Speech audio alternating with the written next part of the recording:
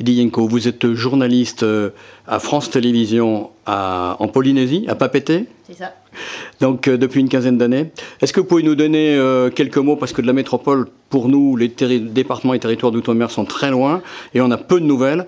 Est-ce que vous pouvez situer un petit peu comment se situe la presse sur ce territoire avec 250 000 habitants et une centaine d'îles? Alors pour la presse, nous, Polynésie Première, on est le représentant du premier, c'était Radio Tahiti, donc c'était la première radio qui s'est implantée. Ensuite c'est devenu l'ORTF, pas France 3, c'était FR3.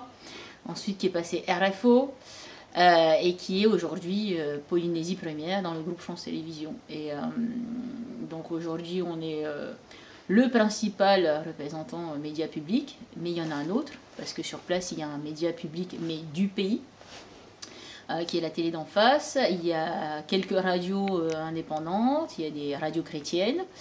Il y a 2 médias numériques, des quotidiens numériques, et il ne reste plus qu'un quotidien presse écrite, qui est la Dépêche de Tahiti. Les nouvelles qui étaient là avant, ils ont fermé. Et les deux appartenaient au groupe Persan. Et aujourd'hui, le quotidien de la place a été racheté par des privés sur place. Alors quand on sait toutes les histoires qu'il y a eu ici politiques dans les îles, est-ce qu'on peut dire qu'il est facile d'exercer son métier de journaliste et que ce métier est important? Le métier est très important parce que justement par la grandeur du pays en fait, c'est 5 millions de kilomètres carrés. C'est 118 îles sur 5 millions de kilomètres carrés, donc l'éloignement est là. Et il faut informer toutes ces personnes jusqu'au fin fond des petites vallées des Marquises. Donc c'est important de pouvoir informer tout le monde. C'est pas toujours facile, parce que sur certains sujets, évidemment, on peut connaître la personne, comme c'est un petit territoire, comme ça peut être quelqu'un de votre famille. Donc il faut veiller à ne pas avoir du tout de lien avec les sujets qu'on traite, surtout quand c'est polémique. Et quand c'est politique, eh bien on fait encore plus attention. Et justement, au plan politique, il y a quand même eu pas mal de problèmes sur la corruption. Comment vous l'avez traité, vous, le service public? Alors on a essayé d'être le plus objectif possible, de pouvoir sortir le plus d'éléments possibles sur lesquels s'appuyer. Sans trop de pression gouvernementale de Paris? De Paris, honnêtement, moi, je peux dire que non, personnellement. Mais je sais qu'au temps du nucléaire, quand il y a eu les reprises du nucléaire en 1995, qu'il y a eu les émeutes qui ont suivi, je sais que mes collègues ont parlé de pas mal de pression, on parlait même de fermer la station pour ne pas sortir le matériel et pas traiter le sujet. J'ai des collègues qui ont eu pas mal de difficultés aussi sur le terrain parce que les émeutiers les ont pris pour cible. Mais je peux dire que nous, la difficulté qu'on a eue a surtout été avec le politique local. Ça a été beaucoup plus difficile. Et comment vous l'avez résolu?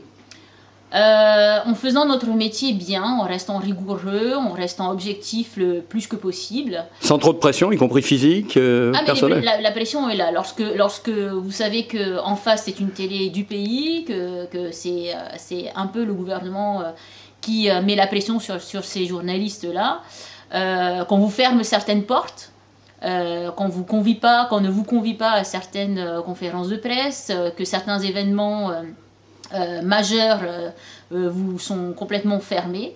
Alors qu'est-ce qu'on fait? On fait notre métier du mieux qu'on peut et on essaye de rester le plus rigoureux possible pour pouvoir informer le mieux le public.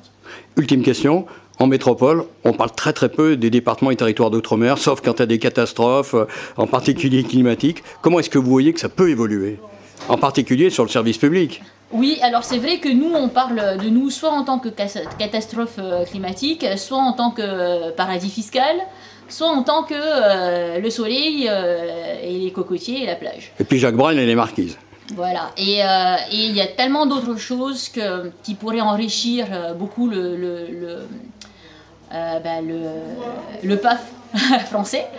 Et en fait, on a beaucoup d'espoir dans la nouvelle politique qui est mise en place en ce moment au sein de France Télévisions, où il va y avoir normalement un remodelage un peu de France O, avec un peu plus d'ouverture sur l'outre-mer, parce que l'outre-mer, c'est une grande richesse pour la métropole. Nous, par exemple, je parlais des 5 millions de kilomètres carrés, c'est ce qui fait que la France aujourd'hui est la deuxième puissance maritime du monde. On a aussi la deuxième plus grande barrière récifale du monde avec la Calédonie par exemple. On a des fusées en Guyane. On a tellement de choses au sein de l'outre-mer qui peuvent apporter beaucoup culturellement ici en France. Et aussi, il ne faut pas l'oublier, grâce au nucléaire en Polynésie, on est quand même 5e puissance mondiale aussi. C'est quelque chose qu'on oublie. Et puis après, il y a les richesses culturelles, il y a les richesses des langues. Et ça, c'est quelque chose que je pense qu'il faut améliorer et il faut montrer un peu plus ici, dans le paysage audiovisuel.